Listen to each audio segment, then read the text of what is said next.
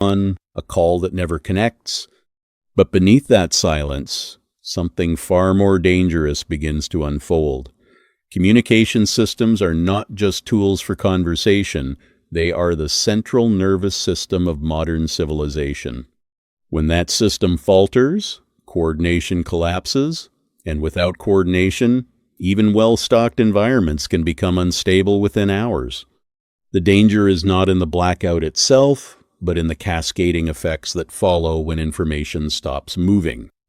To understand the severity, you have to strip away the illusion of independence. Modern infrastructure is not designed for isolation, it is built on constant synchronization. Power grids rely on real-time data exchange to balance load. Transportation systems depend on continuous signaling to avoid collisions and congestion. Supply chains function on predictive logistics, constantly updated through digital communication. When a communications blackout occurs, whether due to solar interference, cyber disruption, infrastructure failure, or localized overload, the immediate effect is informational blindness. Systems continue to operate briefly, but without feedback, they begin to drift out of stability. The common misunderstanding is that communication loss is a secondary problem, something that only affects convenience.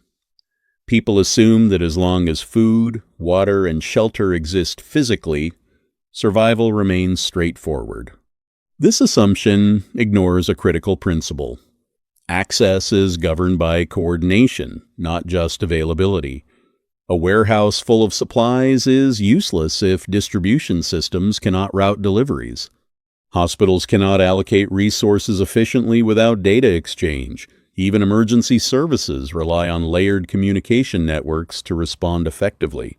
Without these layers, response time increases, errors multiply, and localized issues compound into systemic failures.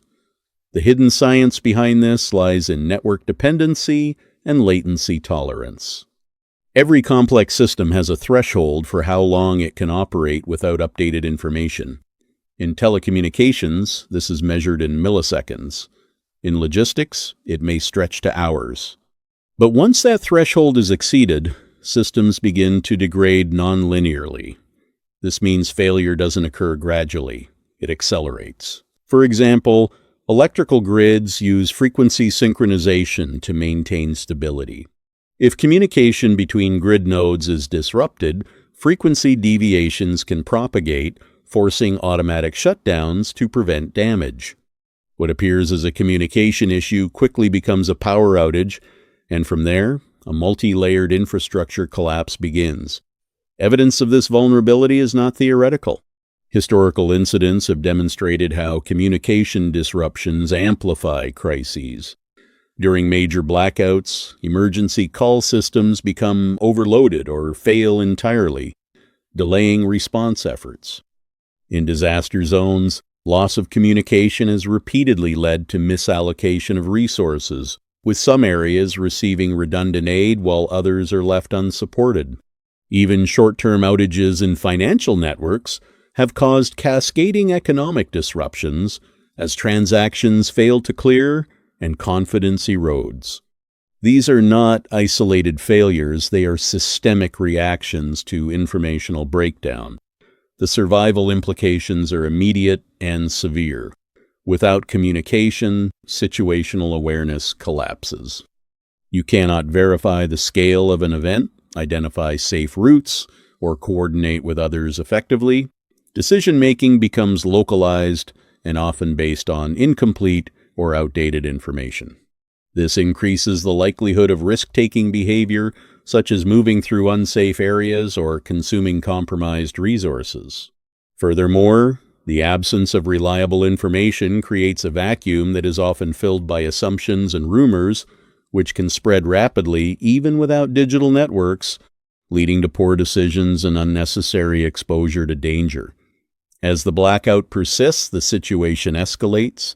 Systems that initially appeared stable begin to fail under the strain of unsynchronized operation. Fuel distribution slows as logistics networks lose coordination. Retail systems, dependent on digital transactions, become inoperable, restricting access to essential goods. Water treatment facilities, which rely on automated monitoring and control systems, may struggle to maintain safe output levels. Each failure feeds into the next, creating a feedback loop of degradation. The longer the communication gap remains, the more difficult recovery becomes, because restarting complex systems requires precise coordination, something that is inherently impossible without restored communication channels. This leads to a critical transition point where survival is no longer about resource accumulation, but about adaptability to informational scarcity. The ability to operate without external input becomes the defining factor. This requires a fundamental shift in how one approaches preparedness, moving away from dependence on centralized systems and toward decentralized, self-sufficient strategies. It is not enough to have supplies. One must also have the knowledge and capability to use them effectively without guidance or updates. At this stage, the environment transforms from a connected ecosystem into a fragmented landscape of isolated nodes. Each individual or group becomes responsible for their own situational awareness, risk assessment, and decision-making. The absence of communication does not just remove information, it removes synchronization. And without synchronization, even simple actions become complex. Timing, coordination, and predictability, all essential for stability, begin to erode. The next phase of this scenario reveals a deeper layer of risk, one that is often overlooked because it operates silently beneath the surface of visible systems.